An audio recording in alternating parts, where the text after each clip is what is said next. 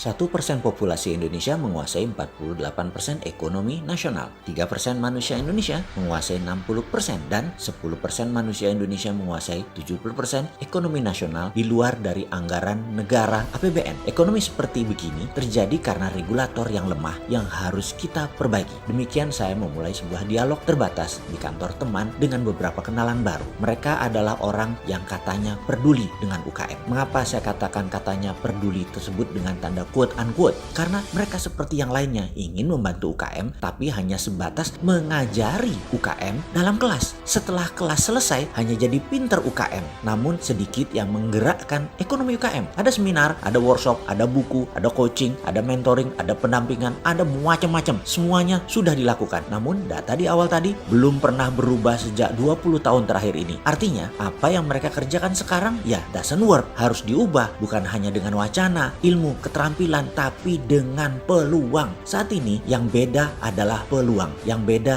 yang tidak adil adalah kesempatan. Coba deh, apa syarat pinjaman bank? Ada jaminan. Apakah semua pengusaha punya jaminan? Apakah UKM punya jaminan? Pertanyaan berikutnya, apakah syarat IPO di bursa saham? Omsetnya harus di atas 50 miliar setahun atau kapitalisasinya harus besar. UKM bisakah melantai di bursa IDX? Pakai fintech?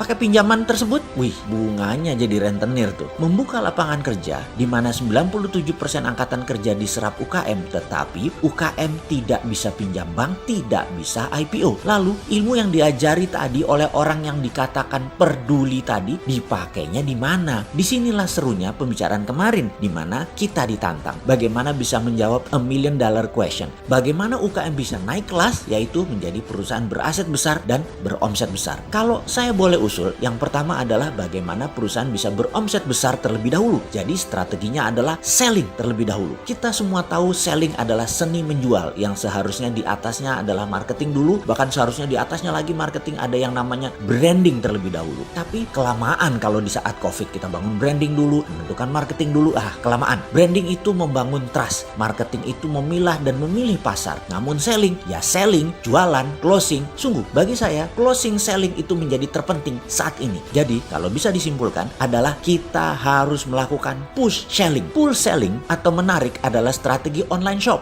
Berjualan menggunakan sosmed seperti IG atau FB. Marketplace seperti Tokopedia, Bukalapak, Shopee itu semua besar biaya iklannya. Karena membuat orang kita tarik datang ke landing page kita, datang ke lapak kita. Di masa daya beli pilih-pilih seperti saat ini, karena kontraksi ekonomi resesi dunia, maka pull selling kurang agresif. Narik itu kurang agresif. Kita harus nyerang. Menyerang itu apa? Namanya push selling. Kita datangi sosmed orang, kita sambangi email orang, WA orang, Telegram grup, apapun kita infokan. Kita serbu dengan berbagai tools. Oke, ada yang perlu contoh push selling lebih rinci nggak? Oke, kita jelaskan, kita sederhanakan, kita ikuti cerita ini. Beberapa saat yang lalu ada pertanyaan dilontarkan ke saya. Bisa jelaskan apa itu dinaran, Pak? Pertanyaan datang dari seorang yang baru dikenalkan oleh mitra bisnis saya. Saya pun menjawab begini. Dinaran adalah GoPay plus Genius plus debit card plus underlying emas. Oh gitu, sistem pembayaran toh. Saya pikir dinaran itu seperti beli emas di Pegadaian, hanya lebih liquid karena berbasis teknologi digital. Oh bukan Pak, dinaran adalah aplikasi alat bayar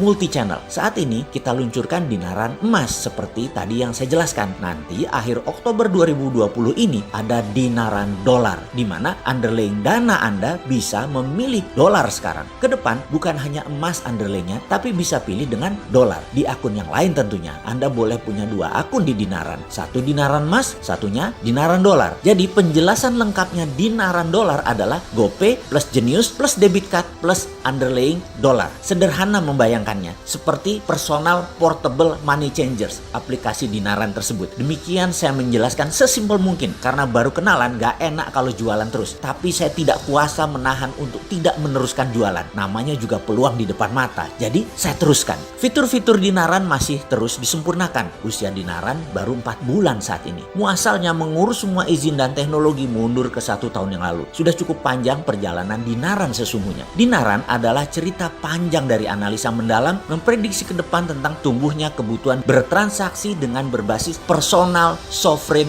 wealth fund. yaitu uang pribadi masing-masing setiap individu punya underlayingnya. Di sisi lain, aplikasinya harus memiliki semua sarana untuk uang keluar dan uang masuk. Wallet, e-money, debit, dan berbagai multi-channel harus bisa menjadi sarana bayar atau sarana transaksi. Dinaran saat ini belum berani klaim diri sebagai the first digital banking 5.0, yaitu banking from non-bank. Belum, Dinaran masih bayi, baru 150.000 member dan nasabah yang terdaftar 4 bulan ini. Masih banyak fitur-fitur yang belum selesai dan terus disempurnakan. Kami optimis dalam beberapa tahun ke depan, Dinaran akan diperhitungkan di kancah internasional. Semua ini sangat bergantung kepada Anda sahabat semua yang percaya dengan kekuatan nasional yang bisa menjadikan Indonesia pemain kelas dunia. Sahabat, terima kasih atas kepercayaan dan dukungan terhadap Dinaran. Bagi sahabat yang ingin bergabung dan mendaftar, bisa download aplikasi di App Store atau transaksi langsung di web dinaran.id. Demikian contoh sederhana push selling.